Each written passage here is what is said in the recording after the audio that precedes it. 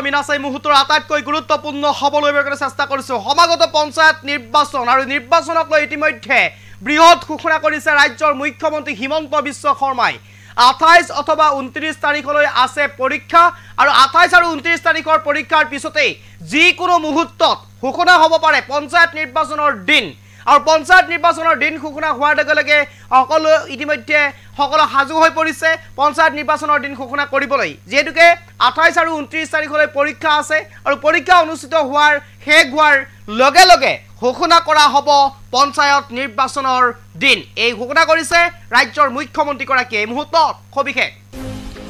মুহূৰ্তত সবিশেষ লৈ কাৰণে চেষ্টা কৰিছো পঞ্চায়ত নিৰ্বাচনক লৈ মুখ্যমন্ত্ৰীৰ বৃহৎ ঘোষণা বহাগতে অনুষ্ঠিত হ'ব নিৰ্বাচন 28 অথবা 29 তাৰিখে পৰীক্ষা শেষ আৰু পৰীক্ষা হৈ যোৱাৰ পিছতে যিকোনো মুহূৰ্তত ঘোষণা হ'ব নিৰ্বাচনৰ তাৰিখ বিহুৰ মাজতে চলি থাকিব নিৰ্বাচন এই বৃহৎ মন্তব্য কৰিছে মুখ্যমন্ত্ৰী ডক্টৰ হিমন্ত বিশ্ব শৰ্মাই আজিৰ দিনটোত ৰাজ্যৰ মুখ্যমন্ত্ৰী গৰাকীয়ে ঘোষণা কৰিছে পঞ্চায়ত নিৰ্বাচনক লৈ বৃহৎ ঘোষণা কৰিছে বহাগতে অনুষ্ঠিত হ'ব পঞ্চায়ত নিৰ্বাচন 28 অথবা 29 মাৰ্চৰ পিছতে ঘোষণা কৰা হ'ব পঞ্চায়ত নিৰ্বাচনৰ তাৰিখ আৰু মুখ্যমন্ত্ৰী ডক্টৰ হিমন্ত বিশ্ব শৰ্মাই ঘোষণা কৰিছে পঞ্চায়ত নিৰ্বাচনক লৈ আজি সংবাদ মাধ্যমৰ সন্মুখত আৰু যিকোনো মুহূৰ্তত 28 অথবা 29 তাৰিখৰ পিছত যিকোনো মুহূৰ্তত পঞ্চায়ত নিৰ্বাচনৰ তাৰিখ ঘোষণা কৰা হ'ব এই মুহূৰ্তত মুখ্যমন্ত্ৰী গৰাকীৰ মন্তব্য আছে শুনাব বিচাৰিছো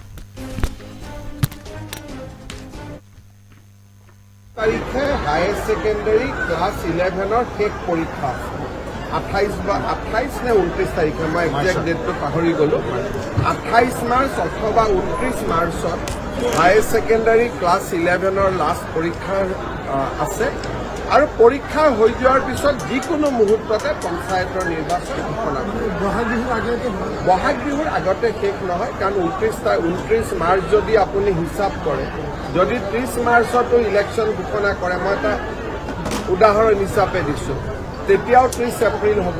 আৰু যদি 2 এপ্ৰিলত ঘোষণা কৰে 2 মেলৈকে যাব গতিকে বিহুৰ মাজতে পঞ্চায়ত ইলেকশ্যন চলিব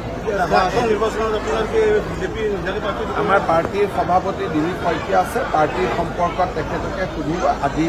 জাষ্ট নিৰ্বাচন ঘোষণা হৈছে গতিকে এতিয়া আৰু বহুত পলিটিকেল কথা কোৱাটো ঠিক নহয়